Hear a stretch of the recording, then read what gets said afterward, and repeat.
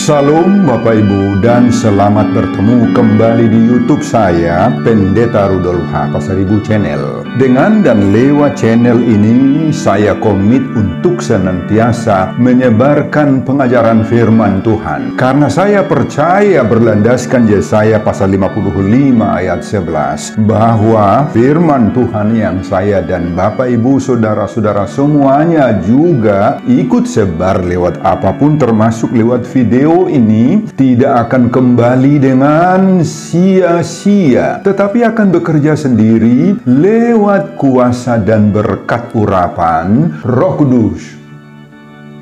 Mari Bapak Ibu saudara-saudara semuanya saya ajak membantu saya menyebarkan pengajaran firman Tuhan, khotbah di ibadah Minggu Estomihi 11 Februari 2024, terambil dari Injil Markus pasal 9 ayat 2 sampai 9 dan epistel dari Mazmur pasal 50 ayat 1 sampai 6. Diikat oleh topik atau tema Yesus Anak Allah, dengarkanlah Dia. Dalam bahasa Batak Toba dituliskan, Yesus do anak ni debata, tangihok kamu ma ibana. Saya baca untuk kita, simaklah pembacaan firman Tuhan berikut ini. Judul perikop Markus pasal 9 ayat 2 sampai 13 adalah Yesus dimuliakan di atas gunung. Khotbah kita ayat 2 sampai 9. 6 hari kemudian Yesus membawa Petrus, Yakobus, dan Yohanes, dan bersama-sama dengan mereka ia naik ke sebuah gunung yang tinggi. Di situ mereka sendirian saja. Lalu Yesus berubah rupa di depan mata mereka, dan pakaiannya sangat putih berkilat-kilat. Tidak ada seorang pun di dunia ini yang dapat mengelantang pakaian seperti itu. Maka nampaklah kepada mereka Elia bersama dengan Musa. Keduanya sedang berbicara dengan Yesus. Kata Petrus kepada Yesus, "Rabi, betapa bahagianya kami berada di tempat ini. Baiklah, kami dirikan 3 kemah, 1 untuk engkau, 1 untuk Musa, dan 1 untuk Elia." Ia berkata demikian sebab tidak tahu apa yang harus dikatakannya, karena mereka sangat ketakutan. Maka datanglah awan menaungi mereka, dan dari dalam awan itu terdengar suara, "Inilah anak yang kukasihi, dengarkanlah dia." Dan sekonyong-konyong waktu mereka memandang sekeliling mereka, mereka tidak melihat seorang pun lagi bersama mereka, kecuali Yesus seorang diri. Pada waktu mereka turun dari gunung itu, Yesus berpesan kepada mereka supaya mereka jangan menceritakan kepada seorang pun apa yang telah mereka lihat itu sebelum Anak Manusia bangkit dari antara orang mati. Bapak, Ibu, dan saudara-saudara, demikianlah nats khotbah kita di ibadah Minggu Estomihi. Estomihi artinya, jadilah bagiku gunung batu tempat perlindungan. Didasarkan pada Mazmur 31 ayat 3b. Tanggal 11 Februari 2024 terambil dari kitab Markus pasal 9 ayat 2 sampai 9. Dihubungkan dengan topik Minggu, Yesus Anak Allah, dengarkanlah Dia.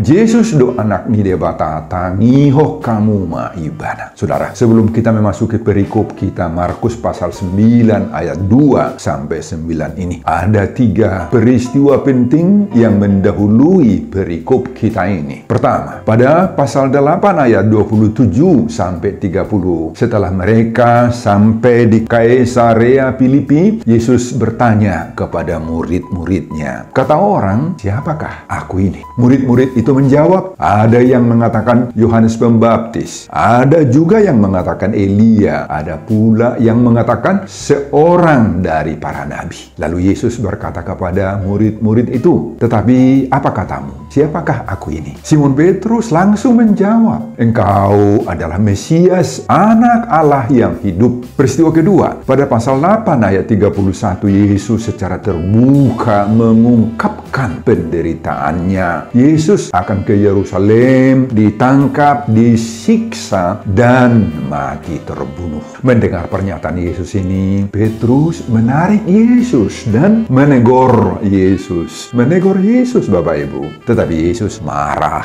kepada Petrus dan mengatakan, enyahlah iblis, sebab engkau bukan memikirkan apa yang dipikirkan Allah, melainkan apa yang dipikirkan manusia. Peristiwa ketiga, pada pasal 8 ayat 34, Yesus juga mengatakan, setiap orang yang mau mengikut aku, ya harus menyangkal dirinya, memikul salibnya, dan mengikut aku. Apa artinya pernyataan Yesus ini? Dalam hal ini, Yesus mengungkap bahwa mengikut Yesus itu tidak mudah, tidak enak, tidak mulus-mulus saja, Bapak Ibu. Orang yang mau mengikut Yesus, termasuk kita orang Kristen, harus bersedia, siap, hobas dalam bahasa Batak Toba, untuk menghadapi berbagai-bagai penderitaan, pergumulan seperti Yesus itu juga. Itulah konsekuensi dari iman mengikut Yesus. Nah, 6 hari sesudah itu, menurut Injil Lukas pasal 9 ayat 28, 8 hari sesudah itu, Yesus membawa 3 orang muridnya, Petrus, Yakobus, dan Yohanes, menaiki sebuah tempat yang sepi di bukit atau gunung yang tinggi. Saudara, gunung atau bukit mana? Nggak disebutkan di sini. Injil Matius dan Lukas hanya menyebutkan naik ke sebuah gunung yang tinggi. Gunung apa? Tidak disebutkannya. Ada berbagai tafsiran. Ada yang menyebut Gunung Tabor. Tetapi bagi penafsir lain, Gunung Tabor tidak cocok. Tingginya hanya 562 meter saja.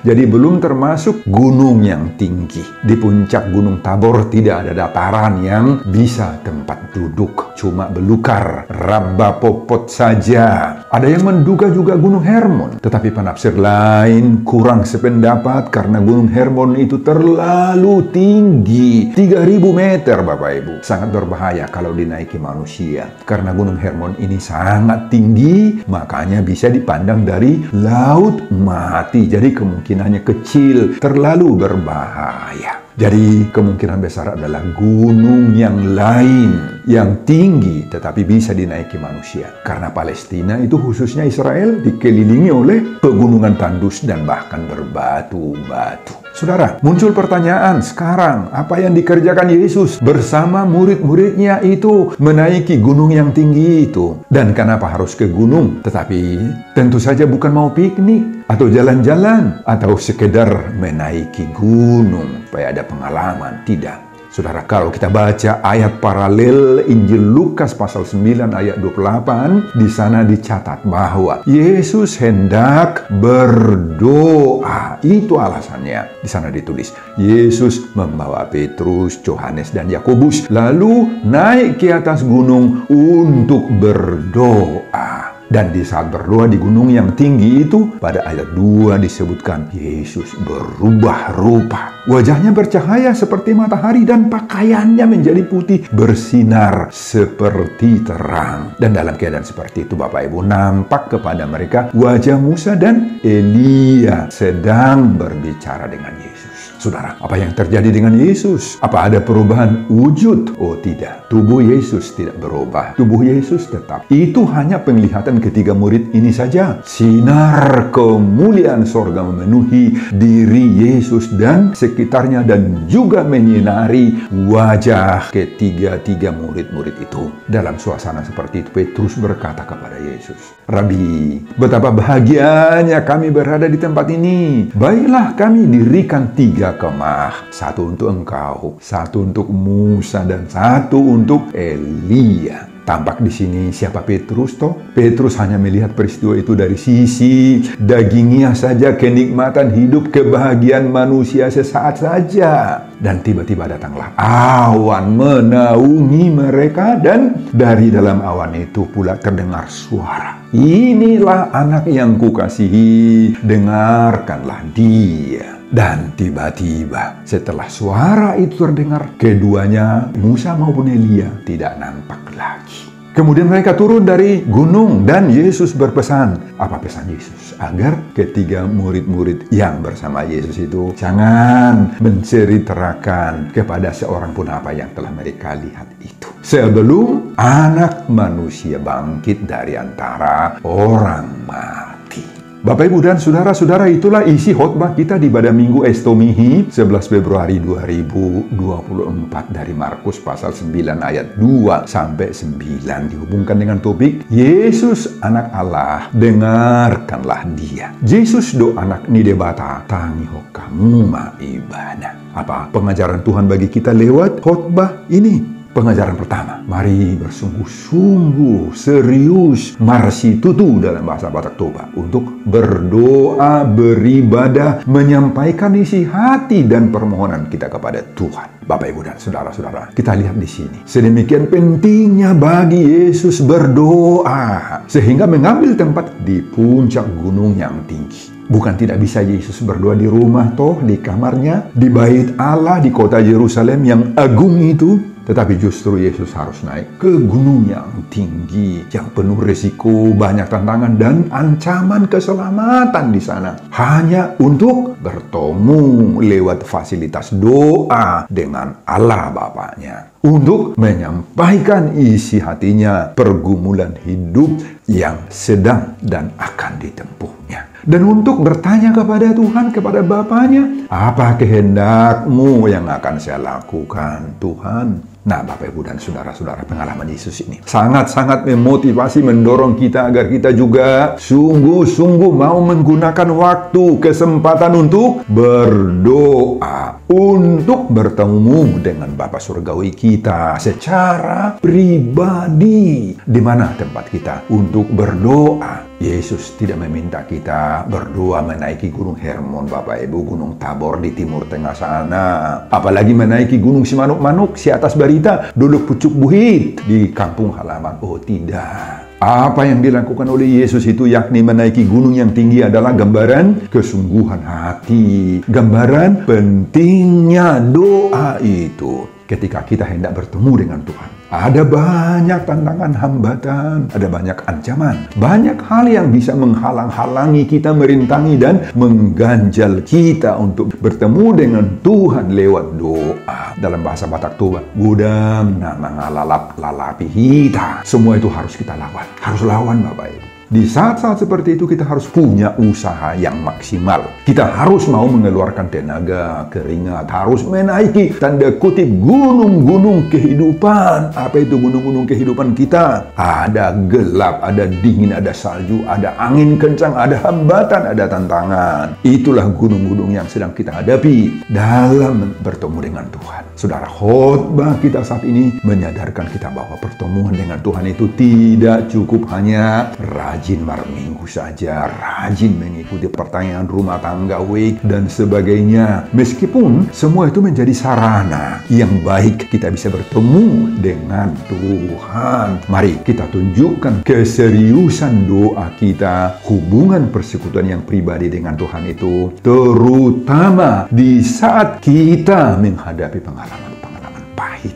Suasana sedih, getir, khawatir, saat kita sedang didera oleh penderitaan, terancam oleh berbagai-bagai kemelut hidup. Keseriusan dan kesungguhan hati kita untuk berdoa dan beribadah minggu itu harus lahir dari hati yang terdalam ini, Bapak Ibu. Jangan karena merasa terpaksa atau dipaksa. Dipaksa oleh apa? Oleh kondisi, oleh keadaan kita. Makanya kita harus berdoa. Saudara, inilah penyakit banyak orang saat ini. Banyak orang yang melakukan ibadah, doa, persekutuan karena seperti terpaksa mereka lakukan itu. Artinya apa? Tidak muncul dari kerinduan hati yang terdalamnya. Itu makanya ketika mau beribadah, kalau tiba-tiba saja hujan, ada rintik-rintik, sibur-sibur roh, sudah menjadi alasan untuk tidak berminggu, nggak mau datang ke pertanian, sudah lebih suka tidur dia di rumah saja atau melakukan kegiatan-kegiatan lain. Hanya sedikit flu saja pun, atau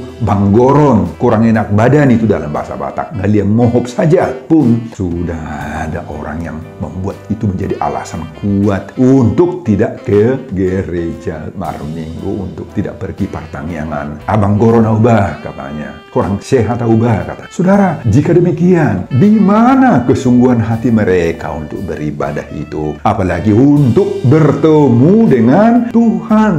Bagaimana lagi andai kata terjadi hal-hal yang lebih berat dari yang menimpa mereka? Nah, saudara, mari kita tiru Yesus dalam hal kesungguhan, keseriusan, persitutuan ni Yesus dalam hal berdoa, beribadah, dalam hal menyampaikan segala isi hati Yesus, isi hati kita, permohonan kita, dalam pergumulan-pergumulan kita kepada Bapa kita di surga. Sampai-sampai gunung yang tinggi pun didakinya hanya untuk bertemu dengan Tuhan sebagai gambaran dari keseriusan Yesus. Nah, ini kita tiru Bapak Ibu, menjadi orang yang serius, sungguh-sungguh berdoa kepada Tuhan. Inilah suara Tuhan yang berbicara pada kita sekarang. Sebagaimana topik Minggu Estomihi 11 Februari 2024, Yesus anak Allah, dengarkanlah dia. Amin. Pengajaran kedua, siapa menerima sinar surgawi, hidupnya bersinar terang, penuh berkat. Saudara, pada ayat 2 akhir dan ayat 3a disebut, lalu Yesus berubah rupa di depan mata mereka dan pakaiannya sangat putih,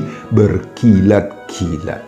Dan dalam keadaan seperti itu nampak kepada mereka wajah Musa dan Elia sedang berbicara dengan Yesus. Apa yang terjadi dengan Yesus? Apa ada perubahan wujud? Pasti tidak. Tubuh Yesus tidak berubah sama sekali, tetap sama. Tetapi sinar kemuliaan sorga memenuhi dirinya, memenuhi sekitarnya, bahkan memenuhi juga wajah ketiga murid-murid lainnya. Saudara, apa yang dialami oleh Yesus dan ketiga murid-muridnya itu menjadi pengajaran bagi kita. Kita lihat di sini Bapak Ibu, siapa yang menerima sinar terang dari sorga lewat perjumpaannya, lewat pertemuannya dengan Yesus, maka wajahnya akan bersinar terang, tiur semuanya, akan membuat hidupnya, wajahnya yang tadinya gelap, tadinya suram, ciut, sekarang keluar itu semua, hilang itu semua. Gabeu 5, cantik, bersahaja, bersinarlah. Aura cantiknya itu nampak dengan jelas. Saudara, dalam pengalaman hidup kita banyak yang membuat wajah kita, hati kita, roh kita suram, madituk, gak bersinar Bapak Ibu, gelap, murhing, tidak bercahaya, berkerut, ciut nyalinya terus sepanjang hari, sepanjang minggu, dan sepanjang bulan. Ya, mungkin karena pikiran-pikiran kita yang terganggu. Mungkin karena ada sakit, penyakit, penderitaan, keadaan ekonomi yang tidak mendukung. Padahal pengeluaran rumah tangga kita banyak. Pasikolah nak kageleng, butuh rupiah, butuh uang. Godang nama baik kita horsoan. Kepala kita ini pusing, pening. Memikirkan ini, memikirkan itu. Memikirkan suami, memikirkan istri, memikirkan tetangga, todong, dan sebagainya. Banyak. Semangat kita sering gelap, holom, memudar, bahkan suluk-suluk, muncul tiba-tiba rasa kesal kita. Bisa tiba-tiba saja timbul emosi, murah-murah sitik, sibor, barbada mahita. Saudara, bagaimana kita bisa keluar dari keadaan gelap seperti itu?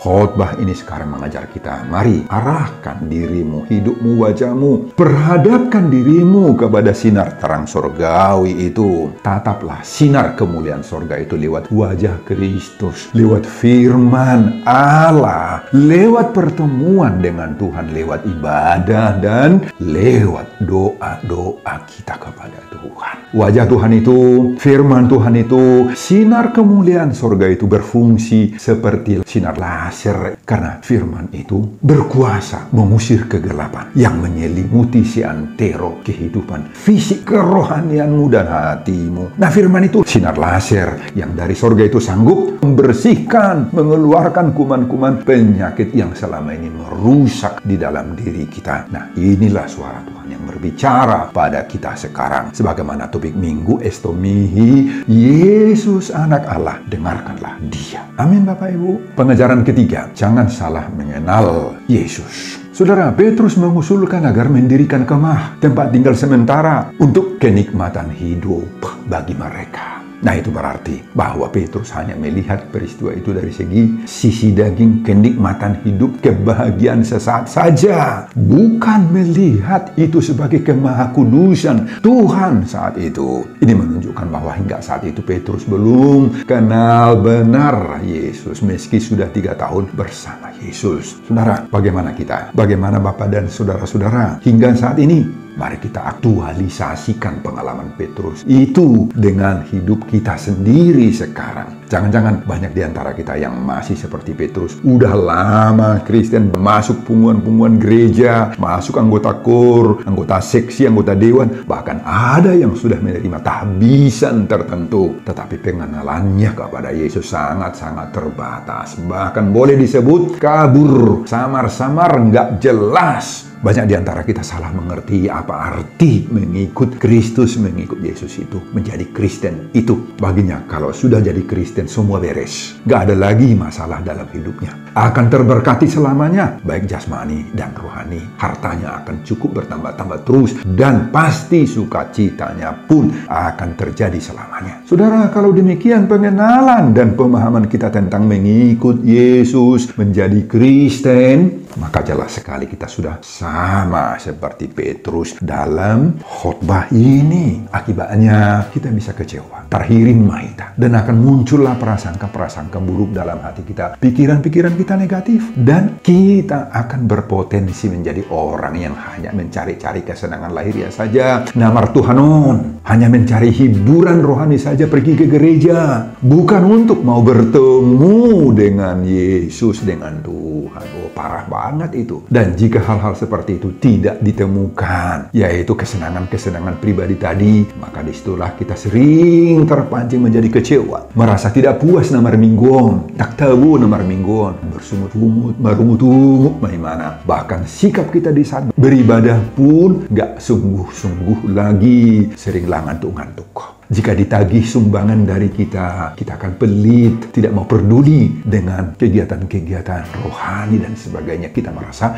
sinis, Bapak Ibu. Oh, hindarin itu semua. Makanya, jangan salah mengenal, salah mengerti, salah mengetahui, salah memaknai dirimu sebagai pengikut Kristus, menjadi pekerja gereja, pemangku jabatan atau tokonan gerejawi. Jangan salah, kita mau melayani Tuhan. Amin, Bapak Ibu. Pengajaran keempat, untuk semuanya itu, apa yang harus kita lakukan? Saudara, di saat Petrus menyampaikan usulnya tadi, dengan demikian turunlah dari awan-awan itu suara. Apa suara? Inilah anak yang kukasihi, kepadanya lah aku berkenan, dengarkanlah dia. Saudara, kalimat terakhir itu, dengarkanlah dia. Inilah yang harus kita lakukan. Dengarkanlah dia. Siapa yang mau kita dengar? Yesus, Allah, firman Tuhan. Dengar. Apa artinya itu? Mendengar di sini berarti beri perhatian, beri atensimu, konsenmu, kasih kepada dia, kepada Tuhan, kepada firman-Nya. Mendengar dia berarti reposisi sikapmu tadi, reposisi pendengaranmu, perilakumu terhadap dia, terhadap firman, terhadap Kristus. Periksa dirimu sekarang. Apa yang kamu suka dengar selama ini? Kepada siapa kamu dengar-dengaran? Kepada siapa kamu beri perhatianmu selama ini? Oh, periksa dulu. Periksa reposisi pendengaranmu sekarang.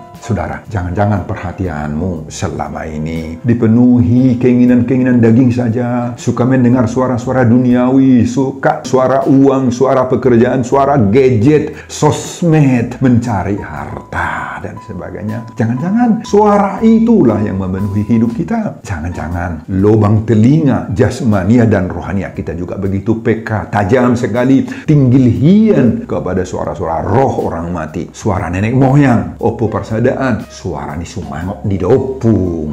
Kola di dok, hebeng, uang. Pitur tinggil si pariota. Kita lari melombanya. Hari Minggu petaho, somar Minggu petaho, soro petaho tu pertanyaan. Asal ma ro hebeng, hebeng, hebeng, gabi hebeng om mahita. Sebaliknya, kalau suara lonceng gereja, giring-giring yang berbunyi, berdentang, meski dekat rumah kita, hati kita nggak terpancing untuk itu. Paulus sudah begitu. Nah, saya menyebut di sini orang muda, remaja, mahasiswa, akan aposo. Suara mana yang kamu sukai selama ini? Jangan-jangan Anda lebih menyukai suara film-film horor, film-film cabul, lagu-lagu dangdut daripada suara Tuhan.